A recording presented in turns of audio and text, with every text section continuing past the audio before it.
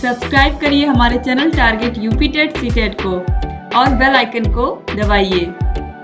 Hello दोस्तों, मैं आनंद स्वागत करता हूं आप सभी का आपके अपने चैनल और app target UP TET CTET में। दोस्तों, डीएलएड थर्ड सेमेस्टर गणित की जो परीक्षा होने वाली है उसके लिए वैसा ही डिट्टो पेपर यहाँ पे आपके लिए मैं लेकर के आया हूं।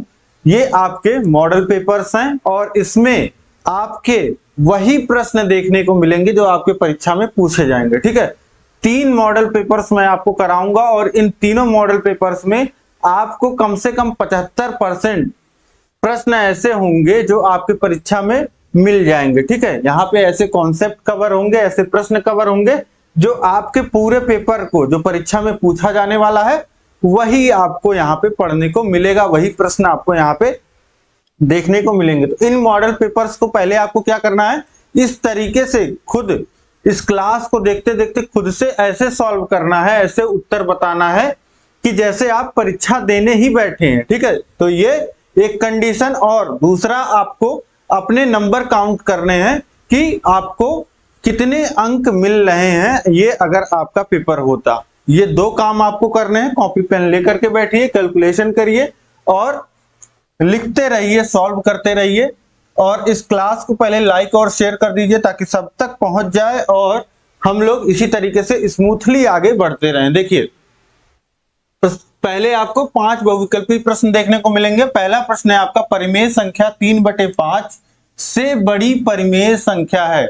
3/5 से बड़ी परिमेय संख्या क्या है? अब देखिए, 3/5 2 तरीका होता है कंपेयर करने का। ठीक है, या तो हरों को समान कर लीजिए, जैसे यहाँ हर जगह 10 है तो इसको भी 10 बना लीजिए, आसानी से बन जाएगा। ऊपर नीचे 2 से गुणा कर दीजिए, ये आपको कितना हो गया, 6/10।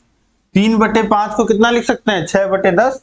अब ये देखिए 4/10 है, हर इसका छोटा है 6/10 से, तो ये बड़ा कैसे हो सकता है? बड़ा नहीं हो सकता। ये देखिए नेगेटिव नंबर है, पॉजिटिव नंबर से बड़ा कैसे हो जाएगा? तो ये हमेशा नेगेटिव नंबर छोटा होता है। अब यहाँ पे देखिए 6/10 और ये भी 6/10 ही है, तो ये बराबर है, बड़ा नहीं है, ये भी गलत हो जाएगा। ये देखिए 7/10, इसका अंश जो है वह बड़ा है, तो ये आपकी बड़ी परिमेय संख्या हो जाएगी। ऑप्शन डी जो हो जाएगा ये बिल्कुल सही हो जाएगा। इसके बाद हम लोग देखते हैं नेक्स्ट क्वेश्चन। देखिए प्रश्न क्या 2 है, 25, 75, 500, 1000 का समानुपात में नहीं है। 25, 75, 500, 1000 समानुपात में नहीं है क्योंकि यहाँ कोई बाह्य पद नहीं है। बाह्य पदों का गुणनफल बराबर मध्य पद के गुणनफल के नहीं है। बाह्य पदों का गुणनफल बराबर मध्य पदों के गुणनफल के है, या मध्य पदों का गुणनफल 3750 है। अब देखिए, समझिए बात को, अगर ये 4 पद समानुपात में होते हैं तो क्या होता है, जो बाह्य पदों का गुणा होता है वह मध्य पदों के गुणा के बराबर होता है। अब बाह्य पदों का गुणा करेंगे तो आप देखिए 25 और 3 0, ये 25,000 मान आ जाएगा। और यहाँ 75 का गुणा 5 में करेंगे तो आ जाएगा 375 और 2 0, यानी कि 37,500। तो देखिए मध्य पदों का गुणा 37,500 आ रहा है और बाह्य पदों का गुणा 25,000 आ रहा है, जो कि आपस में बराबर नहीं है। अगर समानुपात में होते ही हैं तो बराबर होता। तो कारण क्या होगा कि बाह्य पदों का गुणनफल बराबर मध्य पदों के गुणनफल के नहीं है, इसी वजह से यह समानुपात में नहीं है। यही सही कारण है। क्या कारण था कि यह समानुपात में नहीं है, यह पूछ रहा था। तो कारण यही है कि बाह्य पदों का गुणनफल बराबर मध्य पदों के गुणनफल के नहीं है, इसीलिए ये समानुपात में नहीं। उसके बाद देखिए प्रश्न क्या 3 है, साधारण ब्याज की किस वार्षिक दर से कोई धनराशि 8 वर्ष में स्वयं को दोगुने के बराबर होगी? स्वयं के दोगुने के बराबर होगी। देखिए बोला कि साधारण ब्याज के किस वार्षिक ब्याज की दर से कोई धनराशि 8 वर्ष में स्वयं के दोगुने के बराबर हो जाएगी। अब आपको पता है कि साधारण ब्याज में क्या होता है, एक मूलधन होता है जिसको मान लेते हैं उधार पे दिया जाता है और उसपे कुछ समय अवधि होती है और उसपे कुछ ब्याज लगता है। ठीक, अब यहाँ पे आपको सोचने की जरूरत है कि धनराशि अगर दोगुनी हो रही है तो इसका मतलब क्या है। मतलब अगर शुरू में हमारा मूलधन P था, प्रिंसिपल अमाउंट P था और बाद में 2P हो जा रहा, तो ये कैसे हो रहा होगा? 2P मतलब क्या? पहले का P और इसमें P और जुड़ा होगा। ठीक, ये पहले का P तो हमारा मूलधन है, लेकिन ये P क्या है? ये P हमारा इंटरेस्ट है, ब्याज है। ठीक है, तो किसी भी धन को दूना होने के लिए क्या करना पड़ेगा? जितना वो धन है उतना ही ब्याज इकट्ठा करना पड़ेगा। यानी कि सिंपल इंटरेस्ट जो हमारा फॉर्मूला होता है साधारण ब्याज का, ये हो जाएगा PRT/100, मूलधन गुणे दर गुणे समय बटे 100। अब हमको पता है जो ब्याज है हमारा वह कितना है? P के बराबर है, तो यहाँ पे P लिख दीजिए और ये P है ही RT/100। अब हमको क्या निकालना है? हमको बस R निकालना है। हमको समय T दिया गया है तो वैल्यूज पुट कर दीजिए और R को एक तरफ लिख दीजिए। देखिए R को यहां रहने दीजिए, बाकी सबको दूसरे पक्ष में भेजिए तो हो जाएगा P गुणे 100 और ये P गुणे T नीचे आ जाएंगे। तो T कितना है? T है 8 वर्ष दिया गया है। तो अब देखिए P से P कट जाएगा, बचेगा क्या? 100/8 और 8 को 4 से काटेंगे 2 बार में और 100 को काटेंगे 4 से तो 25 बार में कट जाएगा। 25/2 जो है ये R का मान आ जाएगा, 25/2, जिसको हम लोग कितना लिख सकते हैं? 12 सही 1/2%, 12.5%। ऑप्शन डी जो हो जाएगा यह बिल्कुल सही हो जाएगा। 12.5% की दर से कोई भी धन 8 वर्ष में साधारण ब्याज की दर से दोगुना हो जाएगा। इसके बाद देखिए प्रश्न संख्या 4 है, घन में 6 फलक होती हैं जिनकी प्रत्येक फलक होती है क्या? त्रिभुजाकार, गोल, वर्गाकार, उपरोक्त सभी। तो कोई भी घन होता है, घन में आपको पता है 6 फलक होते हैं, 6 सतहें होती हैं और ये 6 सतहें कैसी होती हैं? आपको पता है घन की जो सभी भुजाएं होती हैं, लंबाई, चौड़ाई और ऊंचाई, ये आपस में बराबर होती हैं, सभी ए होती हैं। तो ये ए और ये भी ए। अब सामने वाले फलक को अगर आप देखें तो ये ए है, ये भी ए है और ये भी ए है, ये भी ए है। तो सामने वाले को अगर हम केवल देखें तो आपको क्या दिख रहा है? एक वर्ग दिख रहा है। तो वर्गाकार होते हैं 6 फलक। ऑप्शन सी जो हो जाएगा ये बिल्कुल सही हो जाएगा। इसके बाद देखिए प्रश्न क्या 5 है, बैंक सर्वाधिक ब्याज देता है। बैंक सर्वाधिक ब्याज किस तरह के खाते पे देता है? चालू खाते पे, करंट अकाउंट पे, बचत खाते पे, सावधि जमा खाते पे या आवर्ती जमा खाते पे? कमेंट करके बताइए। देखिए चालू खाता, करंट अकाउंट, ये बिजनेसमैन खुलाते हैं, कंपनीज खुलाती हैं। इस पे कोई ब्याज जो है वह बैंक नहीं देता है। क्यों? इसमें पैसा डलता निकलता रहता है और बड़ा अमाउंट रहता है, तो इस पे कोई, और बचत खाता होता है जिससे जो है आम जनमानस को प्रेरित किया जा सके, जो ज्यादातर सैलरी वाले लोग होते हैं कि आप बचत करो, तो इस पे थोड़ा बहुत ब्याज जो है वह दे दिया जाता है। अब सावधि जमा खाते पे, सावधि जमा खाता यानी कि फिक्स्ड डिपॉजिट अकाउंट होता है, इस पे आपको ब्याज अच्छा मिलता है क्योंकि एक निश्चित समय के लिए आप पैसे को जमा कर देते हैं। उस पैसे को आप जब आप उस एफडी को तोड़ेंगे तभी आप उस पैसे का इस्तेमाल कर पाते हैं। ठीक। और आवर्ती जमा खाता क्या होता है कि आप महीने महीने पे जो पैसा जमा करते हैं तो उसमें भी आपको अच्छा इंटरेस्ट तो मिलता है, लेकिन सबसे अधिक जो ब्याज मिलता है वह सावधि जमा खाते पे मिलता है। ऑप्शन सी जो हो जाएगा यहाँ पे यह बिल्कुल सही हो जाएगा। अब बहुविकल्पीय प्रश्न यहाँ पे आपके समाप्त हो गए, पांचों आपने सही कर लिया होगा। इसके बाद देखिए अतिलघुत्तरीय प्रश्नों को। प्रश्न संख्या 6 है, एक वृत्त की परिधि और व्यास क्रमशः 3 मीटर 52 सेंटीमीटर और 112 सेंटीमीटर है, दोनों में क्या अनुपात है? अब देखिए अनुपात पूछ रहा है और वृत्त का परिधि और व्यास दिया है। ठीक। और परिधि कितना दिया है? देखिए परिधि आपका दिया है 3 मीटर 52 सेंटीमीटर, ये दिया है। और व्यास कितना दिया है? व्यास दिया है 112 सेंटीमीटर। तो जब भी अनुपात आपको निकालना होता है, आपको देखना होता है कि जो राशियां हैं उनकी इकाइयां क्या है, क्योंकि समान इकाई में रहेगा तभी अनुपात निकलेगा, क्योंकि अनुपात का मतलब होता है भाग, और हमारे इस भाग में इकाइयां कट जाती हैं और एक सरल भिन्न रह जाता है जिसको हम दो बिंदी से सेपरेट करके दिखा देते हैं, वो अनुपात हमारा हो जाता है। लेकिन यहाँ पे अभी तो यहाँ पे इकाइयां ही नहीं समान है, तो पहले इकाई में बनाइए इसको।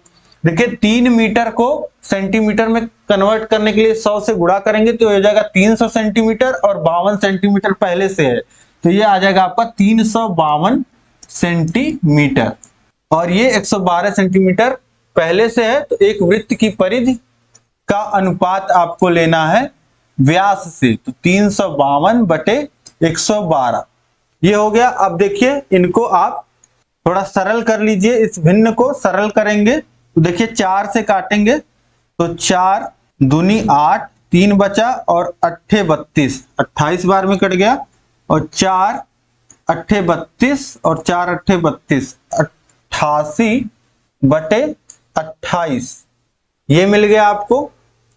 अब देखिए 4 से अभी भी कट जाएगा, क्या 4 से अभी भी कट जाएगा, ये 4 सत्ते 28 और ये 22 बटे 7, यानी कि अनुपात जो मिल जाएगा आपको 22 अनुपाते 7। देखिए अनुपात को हमने सरल कर लिया, तो जो मिला हमको उसी को, अंश को ऐसे लिखा, फिर अनुपात का चिन्ह लगाया, फिर हर को लिख दिया, यही हमारा हो गया अनुपात। यानी कि अगर ये 22 होगा तो ये 7 होगा, ये 44 होगा तो ये 14 हो जाएगा, यही होता है अनुपात का मतलब। यहाँ पे आसानी से आपने अनुपात निकाल लिया होगा। इसके बाद देखिए प्रश्न संख्या 7 है, कितने समय में 900 का ब्याज 6% वार्षिक ब्याज की दर से 189 रुपए हो जाएगा। कितने समय में 900 रुपए का ब्याज 6% वार्षिक ब्याज की दर से 189 रुपए हो जाएगा। यानी कि यहाँ प्रश्न में आपको क्या क्या दिया, देखिए 900 रुपए आपका मूलधन है, 6% का इस पे ब्याज लग रहा है, और पूछ रहा है कितने समय बाद इसका जो ब्याज हो जाएगा 189 रुपीज हो जाएगा। ठीक है, तो ये यहाँ पे ये कैसा प्रश्न आपके सामने आया, ये साधारण ब्याज का प्रश्न आया। क्यों? क्योंकि यहाँ पे कहीं चक्रवृद्धि ब्याज नहीं लिखा है, तो आप साधारण ब्याज का ही फॉर्मूला लगाएंगे। सिंपल इंटरेस्ट बराबर होता है, साधारण ब्याज बराबर होता है मूलधन गुणे दर गुणे समय बटे 100, PRT बाई 100, यही फॉर्मूला लगा दीजिए। अब देखिए हमको ब्याज पता है 189 रुपीज रख दीजिए, बराबर मूलधन हमारा कितना है 900 रुपए है, 900 रख दीजिए, R हमारा दर जो है वह 6% का है, और समय हमको T निकालना है, और बटे 100। अब देखिए अंश में सभी चीजें गुणे में है और हर में हमारा 100 है। ठीक, तो ये 2 शून्य और 2 शून्य इसके कट जाएंगे। ठीक है, 900 में 100 से भाग करेंगे 9 आ जाएगा, ये समझ गए आप। अब हमको T निकालना है, यहाँ देखिए हर में 1 बचा है, यानी कि यहाँ 6 इंटू T बचा है, यहाँ पे बचा है 189, इसको लिख सकते हैं 189 बटे, यहाँ देखिए 9 बचा है तो 9 गुणे 6। ठीक, ये हो गया। अब 9 से काटिए इसको, तो ये 2 और 1 21 बार में कट जाएगा, और यहाँ बचा क्या अंश में 21 और यहाँ 6। अब देखिए दोनों ही 3 से कट रहे हैं, 3 दूनी 6 और 3 सत्ते 21, 7 बटे 2, और ये क्या है आपका समय है, वर्ष है। ठीक, इसको 7 बटे 2 वर्ष लिख दीजिए, या इसको सही में लिखना चाहते हैं तो 3 सही 1 बटे 2 वर्ष। ठीक है, या 3.5 वर्ष भी आप लिख सकते हैं। ठीक है, तो इस तरीके से कोई भी आंसर लिखेंगे ये आपका सही रहेगा। 1 नंबर पे प्रश्न ये हो गया आपका। इसके बाद हम लोग देखते हैं प्रश्न संख्या 8 है, x square minus 1 minus 2y minus Y square का गुणनखंड कीजिए। अब ये देखिए थोड़ा सा इंटरेस्टिंग प्रश्न यहाँ पे आया। ये जो पद आपको दिया है यहाँ पे देखिए कितने, ये बीजीय व्यंजक है, इसका गुणनखंड आपको करना है। मतलब कि इसको जैसे हम 12 को लिखते हैं कितना लिख सकते हैं, 2 गुणे 2 गुणे 3। ठीक है, या 6 को हम लिख सकते हैं 2 गुणे 3, तो इसका हम गुणनखंड के रूप में इस तरीके से लिखते हैं। वैसे ही इसको हमको दो पद के गुणे के रूप में लिखना है, गुणनखंड करना है। तो तीन पद का तो आप आसानी से कर लेते हो, बीच वाला पद ब्रेक कर देते हो और 4 पद बन जाते हैं। पहले 2 पदों में कुछ कॉमन मिल जाता है, बाद के 2 पदों में कुछ कॉमन मिल जाता है और आपको फिर 1 पद दोनों जगह कॉमन मिल जाता है। 2 पद गुणे के रूप में आपके इस तरीके से गुणनखंड आ जाता है। लेकिन यहाँ पे आप देखेंगे तो कितने पद दिए गए हैं। यहाँ पे देखिए x² एक पद है, -1 एक पद है, -2y एक पद है, -y² एक पद है। ठीक, तो यहाँ पे आपको थोड़े ध्यान से सोचना पड़ेगा कि क्या किया जा सकता है। ठीक, ज्यादातर प्रश्न में देखिए या तो ये होगा a + b का होल स्क्वायर के फॉर्म में बन जाता है, जो कि आपका कितने पद आता है, आपके ये 3 पद देता है, a² + 2ab + b²। ठीक, ये इसके होल स्क्वायर को 3 पद के रूप में लिखा जाता है। ठीक, ये हो जाता है। अब यहाँ पे जो 4 पद हमको दिए गए हैं उसमें 2 में कुछ कॉमन नहीं मिल रहा है, यहाँ 2 में कॉमन मिल रहा है। लेकिन अब जब यहाँ पे कॉमन नहीं मिल रहा है तो आपको समझ जाना चाहिए कि हाँ यहाँ कुछ और होगा। ठीक, क्या होगा इसको समझिए। ये बाद के 3 पद अगर आप देखें तो तीनों माइनस हैं और ये y² है, ये 2y है, ये -1 है। तो यहाँ पे माइनस सब में से कॉमन ले लीजिए, यहाँ पे बचेगा क्या, 1 + 2y + y²। अब कुछ आपको दिखने लगेगा कि क्या किया जा सकता है। इसको आप इस तरीके से लिख लीजिए, तब आपको और अच्छे से समझ में आएगा।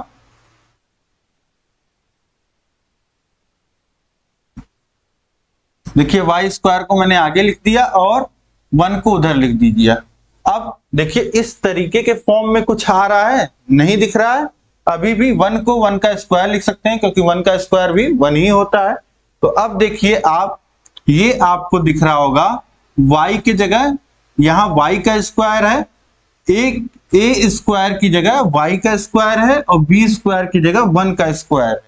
ठीक, और 2ab की जगह 2 × a यानी कि y और × 1 इसी में कर दीजिए। तो ये आपका हो जाएगा कितना, x² - y + 1 का होल स्क्वायर। देखिए ये इस तरीके से आपको मिल गया।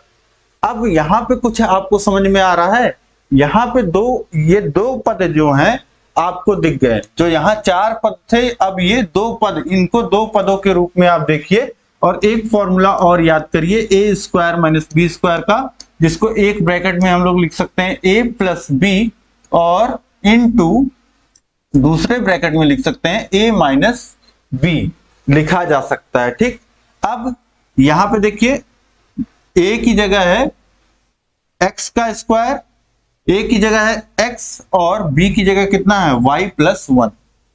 ठीक, तो अब इसको हम कितना लिख सकते हैं, इसको लिख सकते हैं x + y + 1, ये लिख दिया।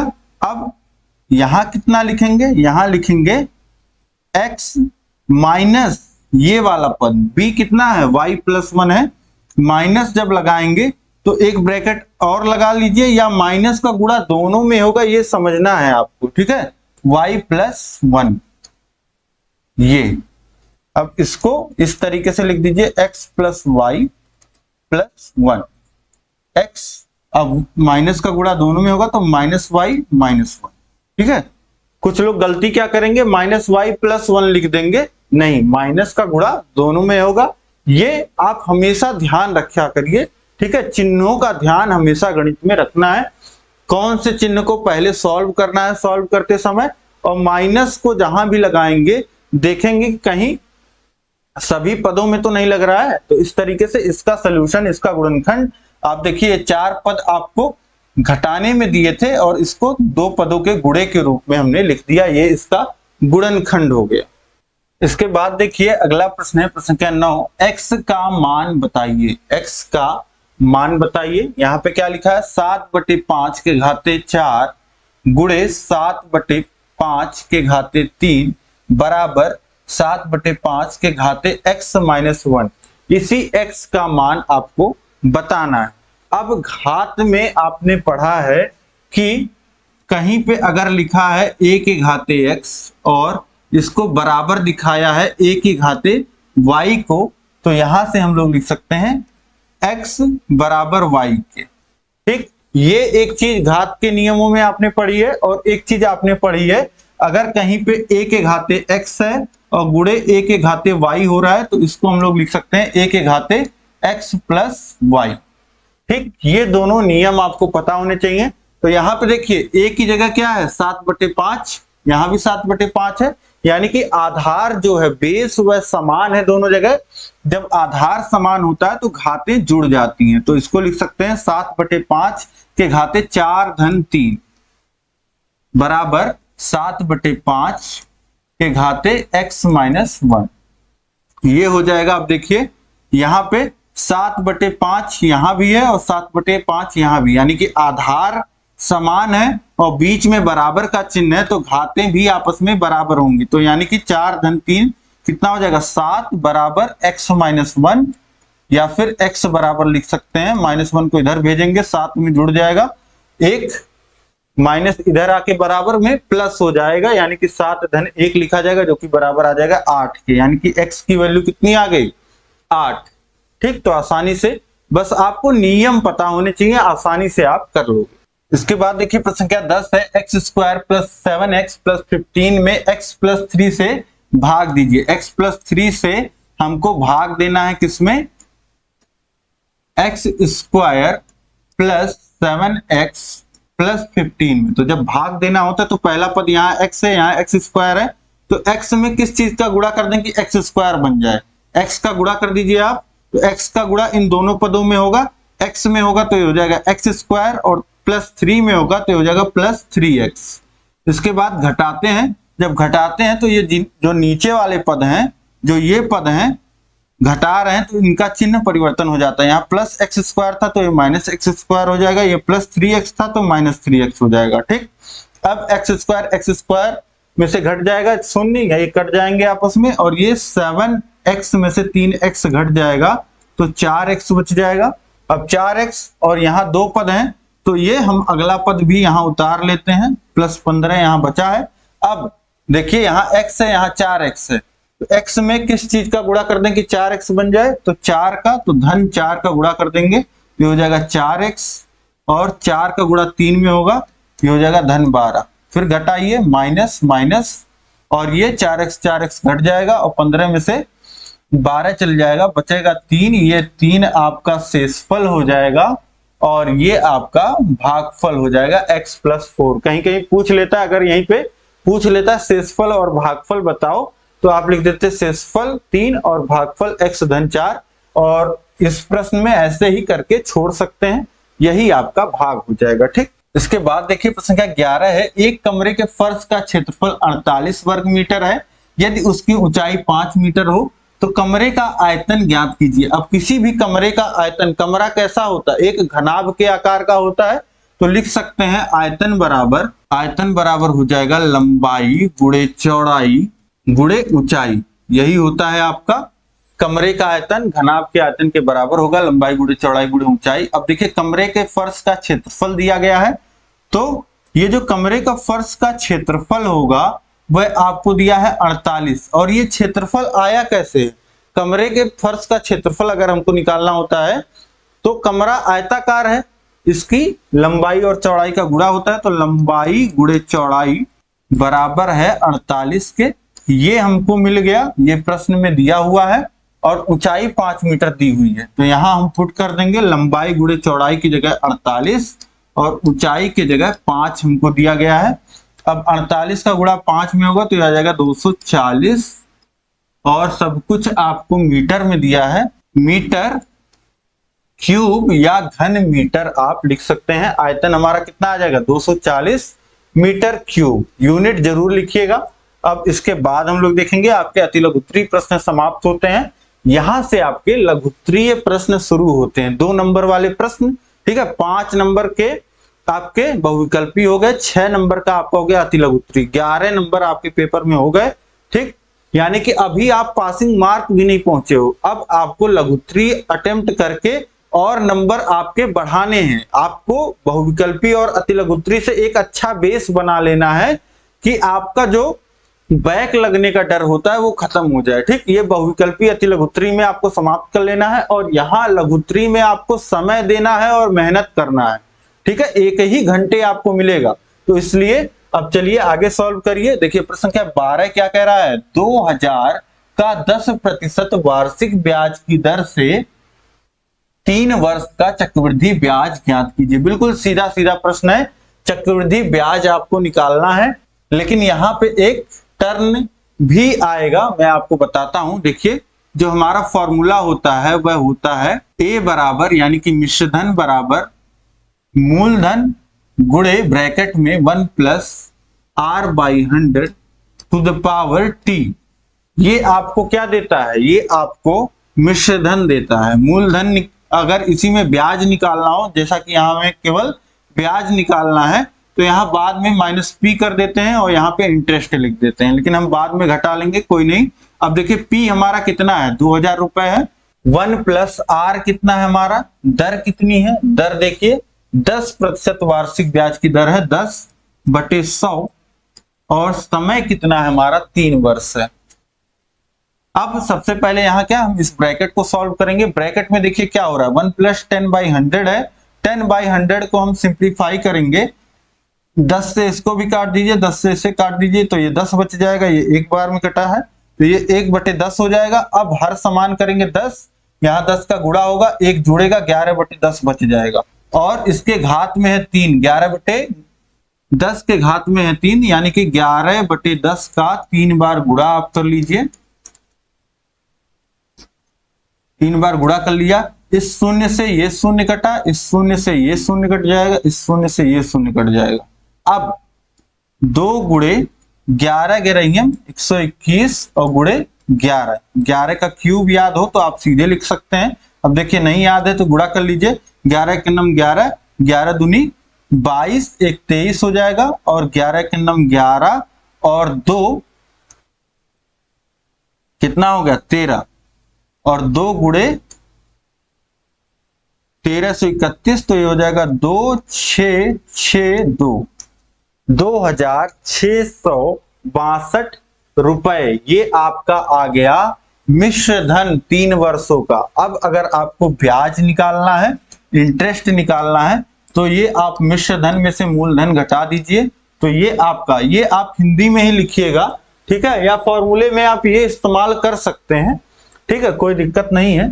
ये हो गया आपका 6262 माइनस मूलधन आपका कितना है 2000, आपका ब्याज जो आ गया 662 रुपए आ गया। अब इसके बाद अगला प्रश्न देखिए, प्रश्न संख्या 13 है, 15x³ minus 20x² plus 13x minus 12 में 3x माइनस 6 से भाग दे करके भागफल तथा शेषफल ज्ञात कीजिए। तो भाग हम देंगे तो हमको भागफल शेषफल मिल ही जाएगा, तो चलिए भाग देते हैं। देखिए 3x माइनस 6 से हमको भाग देना है किसमें, 15x³ minus 20x² plus 13x minus 12 में, ठीक, यही हमको भाग देना है। अब देखिए यहाँ पे पहला पद है 3x और यहाँ पे 15x³, तो भाग दीजिए, यहाँ पे 3x को हमको 15x³ बनाना है, 3 को 15 बनाने के लिए 5 से गुणा करना होगा, x को x³ से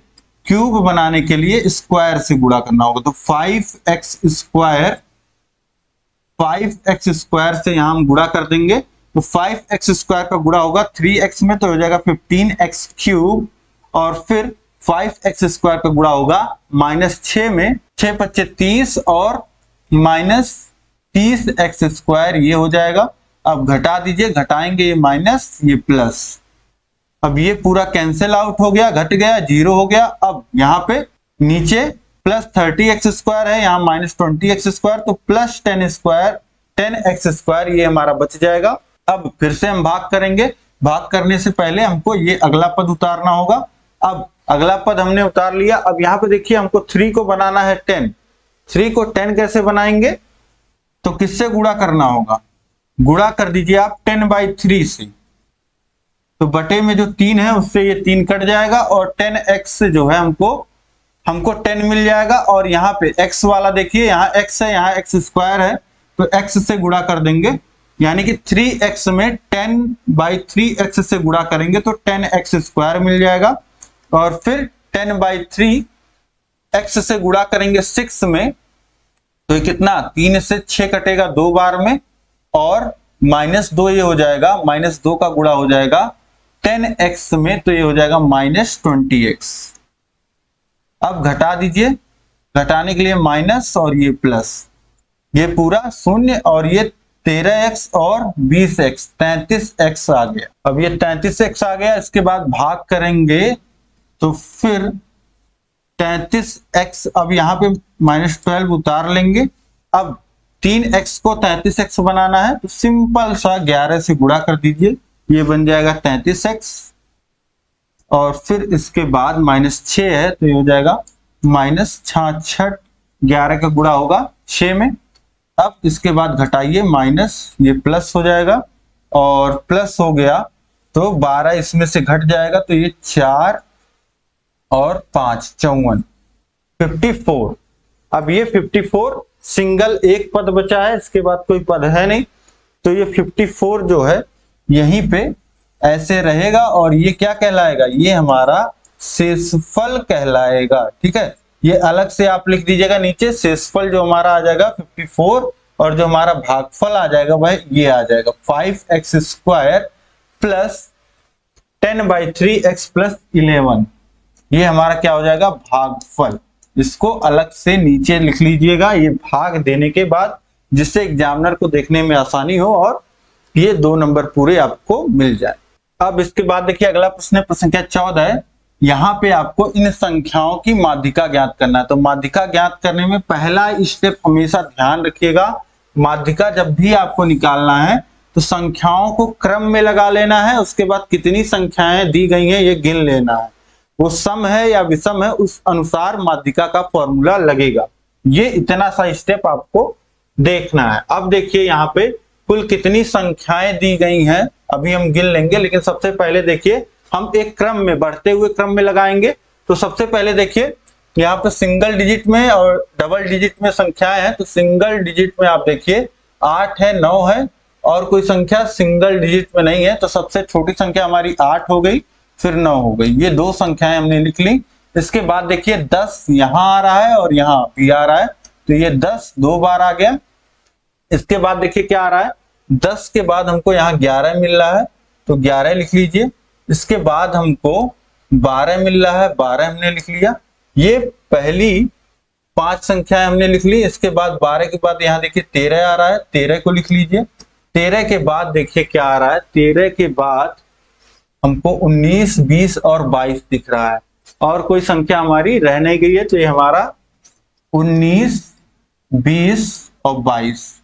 अब यहाँ पे देखिए कितनी संख्याएं दी गई थी हमको, 4 ये और 4 ये, 8 2 10 संख्याएं दी गई हैं, और यहाँ पे 4 4 8 2 10 संख्याएं हमने लिख ली हैं, यानी कि सही हमने सभी संख्याओं को इंक्लूड कर लिया है यहाँ पे। और ये n जो है, संख्याओं की संख्या कितनी है, 10 है, जो कि सम है। तो सम में माध्यिका का फॉर्मूला जो लगता है, ये बड़ा वाला फॉर्मूला जो आपका होता है वो लगता है, यानी कि ये क्या हो जाएगा आपका n/2वें पद का मान धन n/2 धन 1, ये +1 अलग से होता है। ठीक, यहां ध्यान रखिएगा, ये अंश में, जो विषम वाले में फॉर्मूला होता है वहां अंश में 1 जुड़ता है, यहाँ अलग से 1 जुड़ता है, वे पद का मान, यानी कि एक पद ये जुड़ेगा, दोनों को जोड़ेंगे और /2, 2 से भाग कर देंगे, यानी कि उन दोनों का औसत हम ले रहे हैं। तो देखिए n/2वें पद का मान, n की वैल्यू 10 है, यानी कि 10/2, यानी कि 5वें पद का मान, 5वें पद का मान, और धन ये कितना आएगा, 5/10/2, 5 धन 1, यानी कि 6वें पद का मान, और /2 5वां पद कितना है। अब 5वां पद आपको देखना कहाँ है, यहां भी ध्यान रखना है। 5वां पद इसमें मत देखने लगिएगा, जो क्रम से आपने लगाया है इसी में आपको देखना है 5वां पद। ये 2 3 4, ये 5वां पद 11, 6वां पद 12। ठीक, तो 11 धन 12/2, ये आपका वैल्यू कितना आ जाएगा, 23/2। 23/2 लिख करके छोड़ दीजिए या भाग दे दीजिए, ये आपका आ जाएगा 11.5। मान कितना आ गया, 11 और 12 का औसत कितना होगा, 11.5। और यही प्रश्न आपसे अगर बहुविकल्पी में पूछा होता, ठीक है, तो वैल्यूज कुछ कम रहती, आप देख के ही क्रम में जैसे ही लगाते तो 4 संख्याएं इधर आप छोड़ते, 4 संख्याएं इधर छोड़ते, बीच वाली 2 संख्याओं का औसत लेकर के वही आपका उत्तर हो जाता है। ठीक है, और अगर मान लेते हैं यहाँ पे आपको 9 ही संख्या दी रहती, ये 22 नहीं दिया रहता, तो ये जो है आपका 11 जो हो जाता, ये अपने आप माध्यिका बन जाता। ठीक, तो इस तरीके से ये प्रश्न आप समझ पाए होंगे। इसके बाद हम लोग देखेंगे कि प्रश्न संख्या 15 है, यदि एक रोलर का व्यास 17 सेंटीमीटर और लंबाई 2 मीटर है तो बताइए कि 50 चक्कर में रोलर कितने वर्ग मीटर चलेगा। अब समझिए इस तरीके से, यहाँ पे इस प्रश्न को थोड़ा सा इमेजिनेशन की जरूरत है। आपने देखा होगा सड़कों पे रोलर चलते हुए, तो रोलर क्या होता है, एक बेलन होता है जो आगे पहिए की तरह लगा होता है। ठीक है, तो वो रोलर जो है जैसे जैसे गाड़ी आगे बढ़ती है वो घूमता जाता है और क्या है, जमीन को समतल करता जाता है। ठीक, और कितनी जमीन वह जैसे एक राउंड मारेगा तो कितनी जमीन समतल करेगा, ये आपकी सोचने वाली बात है। इस पे थोड़ा सा ध्यान दीजिएगा। ठीक है, यहीं से ये प्रश्न सॉल्व होगा। अब देखिए, यदि एक रोलर का व्यास 17 सेंटीमीटर है, लंबाई 2 मीटर है, व्यास आपको बता दिया 70 सेंटीमीटर है और लंबाई 2 मीटर है, तो बताइए 50 चक्कर में रोलर कितने वर्ग मीटर चलेगा। ठीक, अब आप मेरा साथ दीजिएगा, इमेजिन करिएगा, सोचिएगा। देखिए, रोलर इस तरीके से होगा, ये आगे इस तरीके से लगा होगा रोलर, और ये आगे ऐसे घूम के चलता जाएगा। ठीक है, समझ रहे हैं आप, घूम के चलता जाएगा। अब इस रोलर का जो व्यास आपको दे दिया है वह कितना दिया है, 70 सेंटीमीटर व्यास दिया है आपका, 70 सेंटीमीटर। तो ये कितना, अगर हम त्रिज्या लिखना चाहें r, तो 35 सेंटीमीटर हो जाएगा। ठीक, तो यहां से त्रिज्या आप लिख लोगे 35 सेंटीमीटर। आपको लंबाई जो दिया गया है 2 मीटर दिया गया है। अब चाहे लंबाई को 2, लंबाई मतलब क्या हो गया, लंबाई मतलब ये आपकी ऊंचाई हो गई। ठीक है, या बेलन जो आप पढ़ते हो, बेलन जो आपने पढ़ा है जिससे जुड़ा यह प्रश्न है, ये आपका हाइट आप पढ़ते हो h, ये h क्या है आपका 2 मीटर दिया गया है, ये सेंटीमीटर में है, ये मीटर में है। ठीक, इतना आप समझ गए।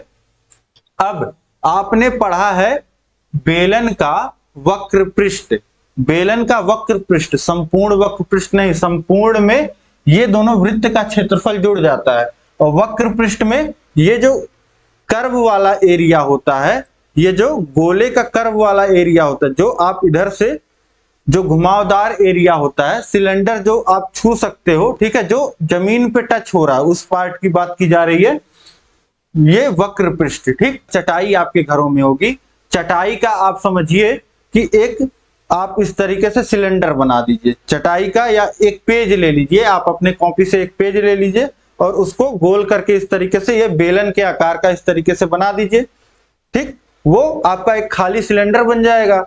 अब पेज में क्या है, आपकी लंबाई है और चौड़ाई है जिसको आपने बेलन बनाया है, और वो बेलन अगर आप खोल देते हैं तो वो एक क्षेत्रफल कवर कर लेता है। उसी तरीके से ये है, ये जो बेलन का वक्र पृष्ठ होगा वह उतनी ही एक चक्कर में वह उतना ही कवर करेगा, उतना ही नापेगा। ये बात आपको समझ में आ रही होगी कि ये जो बेलन है, अगर एक चक्कर इसने घूम लिया तो अपने वक्र पृष्ठ जितना इसका क्षेत्रफल था उतना यह समतल करते चला गया। ठीक है, तो यहां से लिख सकते हैं एक चक्कर में चला गया क्षेत्र, ये आप लिख लेंगे, चला गया क्षेत्र।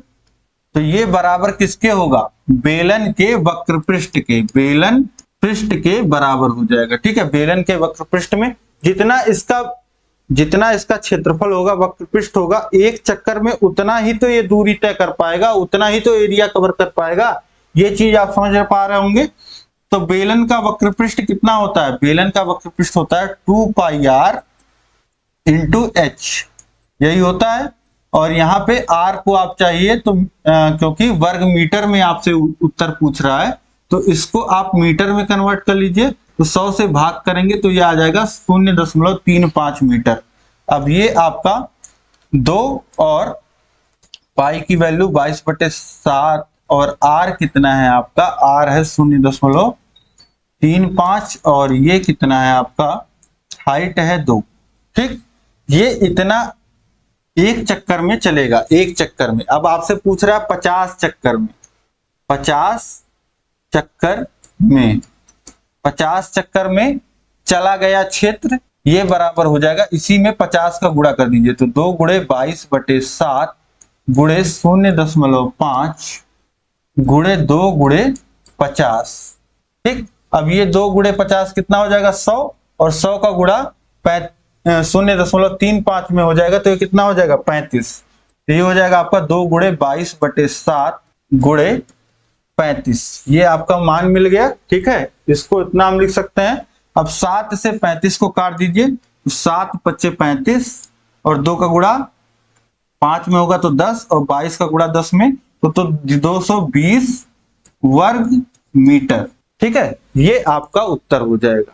ठीक, तो ये 2 लाइन में देखिए आपका सॉल्व हो गया। बस आपको मुझे इमेजिन कराना था। ये चीज अगर आप समझ पा रहे होंगे कि जितना उसका वक्रपृष्ठ होगा, वक्रपृष्ठ क्या है, क्षेत्रफल है, और जितना उसका क्षेत्रफल होगा वही तो वो एक चक्कर में कवर कर पाएगा।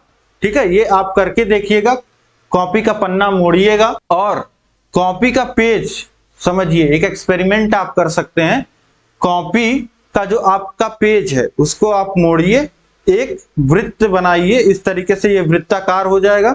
उसका आप त्रिज्या नाप लीजिए और उसके बाद ये आपका h हो जाएगा जो पेज की लंबाई होगी।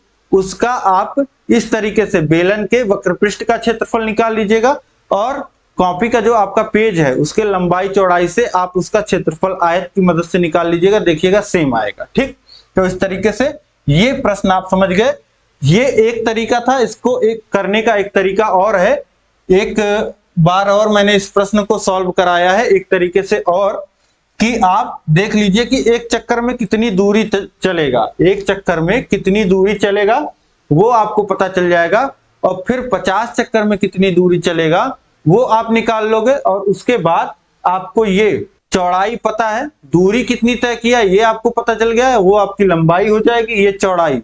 अब लंबाई चौड़ाई कवर करते गया है तो एक आयत फॉर्म किया, उस आयत का क्षेत्रफल आप निकालोगे तो भी पता चल जाएगा कि रोलर ने कितने वर्ग मीटर कवर किया। ये 220 वर्ग मीटर उस तरीके से भी आएगा। ठीक, तो इस तरीके से इस प्रश्न को आप आसानी से सॉल्व कर पाए होगे। देख लीजिए आप फिर से। ठीक है, हमने बस क्या देख लिया कि एक चक्कर में बेलन अपने वक्रपृष्ठ के बराबर चलेगा, बस सॉल्व कर दिया, सॉल्व हो गया। इसके बाद देखिए प्रश्न क्या 16 है, लोहे के घनाभ के आकार के टुकड़े की लंबाई 75 सेंटीमीटर, चौड़ाई 15 सेंटीमीटर, ऊंचाई 5 सेंटीमीटर है। इसमें से 15 सेंटीमीटर लंबे, 3 सेंटीमीटर चौड़े और 1 सेंटीमीटर ऊंचे कितने गुटके बनाए जा सकते हैं। ठीक है, अब समझिए कि एक लोहे का बड़ा टुकड़ा है। ठीक, लोहे का इस तरीके से घनाकार बड़ा टुकड़ा है आपके पास। ठीक है, जिसमें से छोटे छोटे टुकड़े जो है वह काट के निकालने हैं। ठीक है, ज्यादातर ये आपने लकड़ी में देखा होगा। ठीक है, तो लकड़ी ही समझ लीजिए, लकड़ी में से छोटे छोटे टुकड़े जो है ये काट के निकालने। जैसे आप देखिए आपके डस्टर के ऊपर एक लकड़ी लगी होती है। ठीक, तो उसी के आकार का समझ लीजिए कि एक बड़ी लकड़ी है और उसके डस्टर के बराबर के छोटे छोटे टुकड़े आपको काट के निकालने हैं। ठीक, तो यहाँ पे आपको संख्या बताना है कि कितने गुटके बनाए जा सकते हैं। ठीक है, तो यहाँ पे देखिए जो बड़ा गुटका होगा उसका जो आयतन होगा, और जब छोटे छोटे पीस आप काट लोगे, ठीक, उसके बाद जो छोटा गुटके के आप रखोगे, छोटे छोटे गुटकों को फिर बना करके वही घनाभ बनाया जा सकता है। छोटे छोटे गुटकों के रख करके फिर वही आप घनाभ बना सकते हो। ठीक है, तो बड़े गुटके का जो आयतन होगा और जो छोटे छोटे गुटके होंगे उसका जो आयतन होगा वह दोनों का आयतन जो है वह बराबर होगा। और संख्या अगर आपको निकालना है तो आप क्या करोगे, बड़े वाले गुटके में छोटे वाले जो गुटके है उसके आयतन से भाग कर दोगे तो आपको संख्या निकल जाएगा। ठीक है, तो ये प्रश्न इसी पे हो गया। संख्या जो होगी, गुटके की जो संख्या होगी, गुटके की संख्या बराबर हो जाएगा लोहे के घनाभ का आयतन बटे आप क्या लिख सकते हैं, एक गुटके का आयतन, ये लिख दीजिए। अब बड़े का आयतन कितना हो जाएगा, इसका लंबाई चौड़ाई और ऊंचाई दिया रहा है। अब घनाभ का आयतन लंबाई गुणे चौड़ाई गुणे ऊंचाई, ठीक है। तो लंबाई कितनी है 75 गुणे चौड़ाई कितनी है 15, ऊंचाई कितनी है 5, और यहाँ पे छोटे गुटके का कितना है साइज, तो 15 गुणे 3 गुणे 1, 15 गुणे 3 गुणे 1। ये देखिए 15 हर में है, अंश में है, कट जाएगा, और 3 से काट देंगे 75 को, तो कितनी बार में 2 और 5 बार में कट जाएगा 25, और 25 का गुणा हो जाएगा 5 में, तो हो जाएगा 125 गुटके जो है वह बनेंगे, ठीक है। इस घनाभ से 125 गुटके बनाए जा सकते हैं, ये भी प्रश्न आप आसानी से कर लोगे। अब इसके बाद देखिए टेलीविजन सेट का मूल्य 15,625 रुपए है। यदि उसका मूल्य प्रति वर्ष 8% घटता है तो 3 वर्ष बाद उसके मूल्य में कितनी गिरावट आ जाएगी, ठीक है। उसके मूल्य में कितनी गिरावट आ जाएगी, तो यहाँ पे देखिए कि एक टेलीविजन सेट का आपको दाम दे रखा है और बोला कि हर वर्ष जो है 8% से घट जा रहा है, 3 वर्ष बाद उसका मूल्य में कितनी गिरावट आएगी। ये आप समझिए कि एक तरीके से किस पे बेस्ड होगा, इसमें क्या सूत्र लगेगा, इसमें सूत्र लगेगा चक्रवृद्धि ब्याज का। क्यों, क्योंकि ये हर साल 1 साल के बाद जो मूल्य होगा उसमें फिर 8% की घटोत्तरी होगी, फिर 2 साल बाद जो मूल्य होगा फिर उसमें 8% की घटोत्तरी होगी, तब 3 साल बाद आपको जो घटा हुआ मूल्य मिलेगा, और कुल कितनी गिरावट होगी, उसके मूल्य में कितनी गिरावट आएगी, यही आपसे पूछ रहा है, ठीक। इस तरीके का प्रश्न हो या जनसंख्या वाला प्रश्न हो, जनसंख्या में ज्यादातर वृद्धि दिखाता है तो वहां भी चक्रवृद्धि ब्याज का ही फॉर्मूला लगता है, ठीक। यहाँ पे सीधे सीधे आप चक्रवृद्धि ब्याज का फॉर्मूला लगाइए, जो मिश्रधन बराबर होता है मूलधन P1 plus R/100 to the power T। अब यहां एक चीज देखिए कि घटोत्तरी हो रही है, जब घटोत्तरी होती है तो यहां देखिए जुड़ता तब है, ये जुड़ता तब है जब धन का चिन्ह, जब ये बढ़ता है, धन जो है, जो हमारा मूल धन होता है वह बढ़ रहा होता है। यहाँ पे मूल क्या है, वो घट रहा है, घटोत्तरी है, तो यहाँ फॉर्मूले में माइनस का चिन्ह आएगा। अब देखिए यहाँ पे आप वैल्यूज पुट कर दोगे, P आपका कितना है 15,625 और 1 माइनस R 8 है बटे 100 के घाते वर्ष कितना है 3, ठीक है। इसके बाद यहाँ पे आप सॉल्व करोगे ब्रैकेट में, तो 4 से ऊपर नीचे काट दोगे, 2/25 हो जाएगा, और 1 माइनस 2/25 कितना आ जाएगा 23/25 के घाते 3 है, तो 23/25 का 3 बार गुणा हो जाएगा 15,625। इसी 25 का क्यूब होता है 15,625, तो ये आसानी से पूरा कट जाएगा, ये 23 गुणे 23 गुणे 23 यही आप निकालेंगे तो आपका आ जाएगा 12,167। 12,167 क्या है आपका, ये टीवी का जो है वह गिरा हुआ दाम हो जाएगा 3 वर्ष बाद। अब गिरावट अगर आपको निकालनी है कितनी आई, तो इसी 12,167 को घटा दीजिए 15,625 में से, तो कितना आ जाएगा 3,458। ये आपका सोल्यूशन आ जाएगा। ये प्रश्न संख्या 17 है आपका, इसको सही कर लीजिएगा, प्रश्न संख्या 17, ठीक। तो इस तरीके से ये आपको उत्तर मिल गया, 3,458 रुपए की गिरावट आ जाएगी 3 वर्ष बाद टेलीविजन सेट के दाम में, ठीक। समझ में आ गया होगा प्रश्न, देख लीजिए एक बार।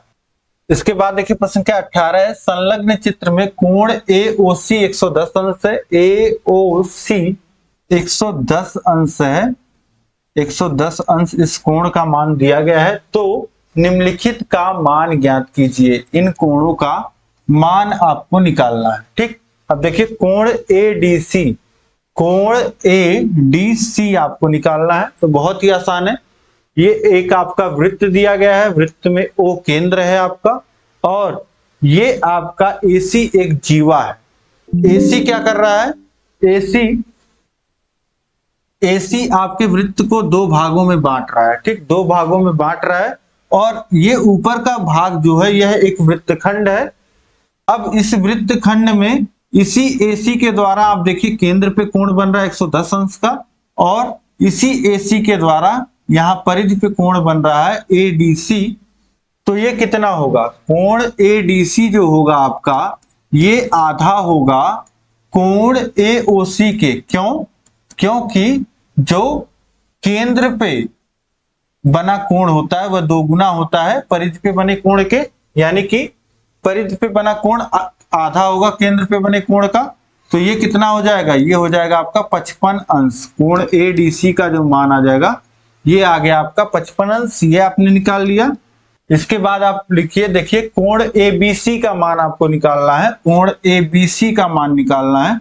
तो ये कोण कितना हो जाएगा, कोण ABC, इसको निकालने के लिए आप लिखिएगा चतुर्भुज ABCD में, यहाँ पे आपको एक चक्रीय चतुर्भुज भी दिख रहा है, ये ABCD, ये एक चक्रीय चतुर्भुज है। और ये क्या है, ये चक्रीय चतुर्भुज के सम्मुख कोण है। चक्रीय चतुर्भुज की प्रॉपर्टी होती है कि उनके सम्मुख कोणों का योग 180 अंश होता है। तो ये 55 अंश है, तो ये कितना होगा, 180 माइनस 55 अंश। तो 180 में से 55 अंश घटा दोगे आप, तो आपको कितना मिल जाएगा, 125 अंश। इसका मान मिल गया 125 अंश। और कोण OAC इसका मान निकालना है, तो आप लिखिएगा त्रिभुज AOC में, त्रिभुज AOC में, ये त्रिभुज जो आपको दिख रहा है AO और C, ये त्रिभुज आपको दिखाई दिया यहाँ पे जो मैंने हाईलाइट किया है। अब त्रिभुज में OA देखेंगे और OC देखेंगे तो दोनों ही त्रिज्याएं हैं, दोनों त्रिज्या है, यानी कि इस त्रिभुज की जो दो भुजाएं हैं वह बराबर हैं, यानी कि यह समद्विबाहु त्रिभुज है। तो समद्विबाहु में क्या होता है कि जो आमने सामने की जो बराबर भुजाएं होती हैं उनके आमने सामने के कोण बराबर होते हैं। अगर ये थीटा है तो ये भी क्या होगा, थीटा होगा। ठीक, तो ये थीटा तो ये भी थीटा हो गया। अब आपको ये तीसरा कोण पता है, तो अब त्रिभुज के तीनों अंतः कोणों का योग कितना हो जाएगा, थीटा धन 110 अंश, और ये बराबर किसके होता है, 180 अंश के, यानी कि 2 थीटा बराबर हो जाएगा 180 माइनस 110 70 अंश, और थीटा का मान कितना आ जाएगा, 35 अंश। ठीक है, तो इस तरीके से यहाँ पे प्रश्न संख्या 18 तक पूरा मैंने सॉल्व करा लिया। अब आपके देखिए कितना आपका नंबर आ रहा है, आप कमेंट करके बताइए। इस तरीके से यहाँ पे देखिए बहुत ही इंटरेस्टिंग प्रश्न आपको लगे होंगे। कैसे प्रश्न आपको लगे कमेंट करके बताइए, कैसा पेपर आपको लगा ये कमेंट करके बताइए। और यहाँ से डेफिनेटली आपको प्रश्न मिलेंगे ही मिलेंगे आपके परीक्षा में, तो अधिक से अधिक शेयर कर दीजिए, आपके सभी मित्र जो हैं ये सॉल्व कर लें। ठीक है, बिल्कुल रात में मैं आपको सॉल्व करा रहा हूँ, पूरा आपके लिए मैं लगा हुआ हूँ। आज मैंने फर्स्ट सेमेस्टर के पेपर भी सॉल्व कराए हैं और ये भी करा रहा हूँ आपके लिए। लगातार मॉडल पेपर सेट करके मैं यहाँ पे एक एक प्रश्न लेके आ रहा हूँ, तो बहुत मेहनत लग रही है। इस मेहनत को आपको सफल करना है, सभी तक इस क्लास को पहुंचाना है। अधिक से अधिक सभी ग्रुपों में शेयर करिए। चैनल को सब्सक्राइब नहीं किया, सब्सक्राइब कर लीजिए। अभी तक क्लास को लाइक नहीं किया है, लाइक कर दीजिए। और इसी तरीके के मॉडल पेपर्स और आपको मिलेंगे, उनको भी जरूर अटेंड करिएगा। सभी मॉडल पेपर सॉल्व करके जाइएगा। 1 घंटे के अंदर आपको पेपर कर लेना है, कितने नंबर आपके बन रहे हैं ये देख लेना है। आपको ज्यादा मौका नहीं मिलता है परीक्षा में। देखिए एक दिन आपको 3 पेपर देने होंगे, तो इसलिए आप अपनी प्रैक्टिस अच्छी बनाइए। ठीक है, तो इसी तरीके से मिलेंगे नेक्स्ट मॉडल पेपर में। तब तक ऐसे ही सभी विषयों का लिंक नीचे डिस्क्रिप्शन में दिया गया है। लगातार पढ़ते रहिए, अपनी तैयारी को बेहतर बनाते रहिए। ऐप का भी लिंक नीचे दिया गया है, ऐप को भी डाउनलोड करिए। मिलते हैं हम लोग नेक्स्ट क्लास में। जय हिंद, जय भारत।